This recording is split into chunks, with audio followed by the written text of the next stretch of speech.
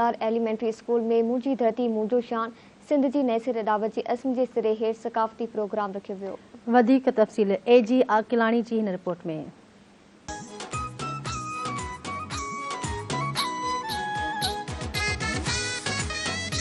घर घर गूंजन सिंध अमर जा नारा नारा नारा जिए सिंध वारा जियन सिंध टोपी अजरक वारा जियन। जी नाज़रीन, असां हिन वक़्तु उस्मान सरोवर जो सालार पब्लिक स्कूल में मौजूद आहियूं, जिते मुंहिंजी धरती मुंहिंजो शान जे नैसर अडावत जे हवाले सां सखाफ़त ॾियारे तां हिकु प्रोग्राम थी रहियो। उन हवाले सां प्रोग्राम में मौजूद उस्ताद शागिर्द खां पुछूं था त संदसि चवणु छा आहे। असां बि धरती टीवी जे इन स्लोगन खे त सिंध जी नए सिरे सां अज़म सो बिल्कुलु असां त इहो अज़म काफ़ी पहिरीं करे चुका आहियूं। असां तइलीम जे सिलसिले खे जारी रखियो आहे।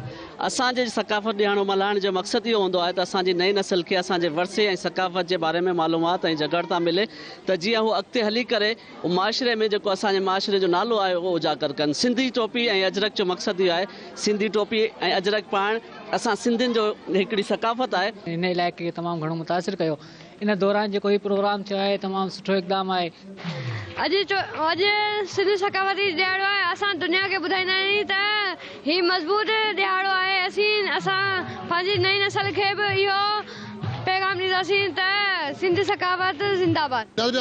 हिते मौजूद स्कूल में उस्ताद ऐं शागिर्द वीचार ॿुधा सम्झनि चवणो त सिंध सदियुनि खां आबाद आहे। अॼु जेको असां सकाफ़त ॾींहुं मल्हाए रहिया आहियूं, दुनिया खे ॿुधायूं त सिंधी क़ौम बि आहे। कैमरामैन फराज़ बोलो एजी आकिलाणी धरती टीवी उस्मान।